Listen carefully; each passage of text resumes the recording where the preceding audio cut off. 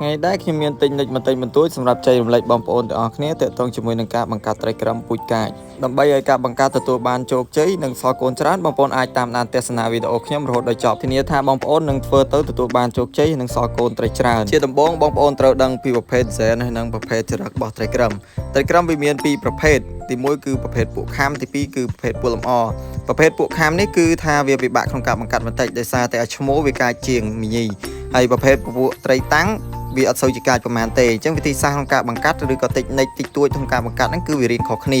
មុននឹងធ្វើការបង្កាត់ខ្ញុំបានដាក់បំពន់អាឈ្មោលជាមួយនឹងមីញីឲ្យវាស៊ីចំណីច្រើនជាងមុនបន្តិចដើម្បីវាមានសុខភាពល្អនិងមានកម្លាំងក្នុងការបង្កាត់រយៈពេលក្នុងការដាក់បំពន់គឺខ្ញុំដាក់រយៈពេលប្រហែលជា2ទៅ3សប្តាហ៍មុននឹងធ្វើការបង្កាត់នេះគឺជាការរៀបចំធុងទឹកសម្រាប់បង្កាត់របស់ខ្ញុំគឺខ្ញុំធ្វើការរៀបចំកេះស្នោដែលមានប្រវែងកន្លះម៉ែត្រនិងទទឹង4តឹកហើយខ្ញុំដាក់ទឹកប្រហែលជា2ថ្នាំងដៃបន្ទាប់មកទៀតខ្ញុំដាក់អំបិលមួយចិបនៅក្នុងទឹកហ្នឹងហើយអ្វីដែលយើងមិនអាចបំភ្លេចបានគឺស្លឹកឆាត់ក៏ជាតួអង្គឯកមួយក្នុងការបង្កាត់ត្រីក្រំផងដែរKQក្នុងក្រឡនេះគឺជាប្រភេទថ្នាំសម្រាប់មេរោគក្នុងទឹកដែលបងប្អូនអាចរកទិញបាននៅកន្លែងលក់ត្រីក្រំឬក៏កន្លែងលក់សម្ភារៈត្រីក្រំផ្សេងៗបន្ទាប់ពីធ្វើការរៀបចំធុងហើយរួចហើយបងប្អូនអាចប្រឡែកបាពូចូលក្នុងធុងបានឲ្យទុករយៈពេល1ម៉ោងសម្រាប់ឲ្យវាស្គាល់ធុងមុននឹងយើងប្រឡែងមីញីចូលហើយបងប្អូនកុំភ្លេចចោលសោះគឺប្រភេទច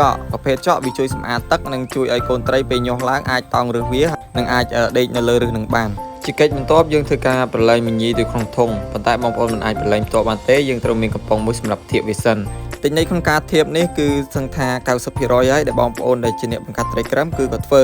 គឺដើម្បីកាត់បន្ថយការចូលរបស់អាឈ្មោលហើយរយៈពេលនៃការធៀបយើងគឺធៀបរយៈពេល1ថ្ងៃដើម្បីពួកវាស្គាល់គ្នានិងអាឈ្មោលអាចធ្វើពពុះសម្រាប់ដាក់ពងបានសកម្មភាព1ថ្ងៃបន្ទាប់ពីយើងធៀបញីហើយគឺយើងចាប់ផ្ដើមដកមីញីចូលឈ្មោលចាប់ផ្ដើមធ្វើពពុះច្រើនមែនតើមានន័យថាអាឈ្មោលនេះគឺវាចង់គៀបហើយប៉ុន្តែអាឈ្មោលមួយសបុកនេះវាអត់ធ្វើពពុះទេដូច្នេះបងប្អូនអាចប្រឡែងវាចូលបណ្ដោយទៅពេលខ្លះឈ្មោលនឹងអាចមិនធ្វើពពុះមួយថ្ងៃបន្ទាប់ពេលប្រឡែងមីញីចូលហើយយើងសង្កេតឃើញថាមានពងសនៅក្នុងពពុះវាអាចបញ្ជាក់បានថាត្រីក្រំយើងបានគៀបរួចរាល់ហើយដែលយើងត្រូវធ្វើបន្ទាប់គឺដកមីញីចេញដើម្បីការពារការស៊ីពងនិងទុកឲ្យឈ្មោលមើលថែពងនិងមើលថែកូនត្រីដែលញាស់បន្ទាប់ពីគៀបហើយ2ថ្ងៃបន្ទាប់ពីពងយើងឃើញថាពងចាប់ផ្ដើមញាស់ហើយកូនត្រីចាប់ផ្ដើមខ្មៅពេលនេះដែរបងប្អូនកុំទាន់អាលដកអាឈ្មោលអីទុកឲ្យឈ្មោលមើលកូនវាសិនពីព្រោះថារយៈពេលនេះកូនត្រីមិនទាន់អាចហែលទឹកបានដូច្នេះមានតែអាឈ្មោលក្នុងការស្រង់កូនត្រីដាក់ទៅក្នុងពពុះនិងបង្រៀនកូនត្រីឲ្យចេះហែល3ថ្ងៃបន្ទាប់យើងឃើញថាកូនត្រីយើងចាប់ផ្ដើមបែកសម្បកហើយវាចាប់ផ្ដើមចេះហែលហើយ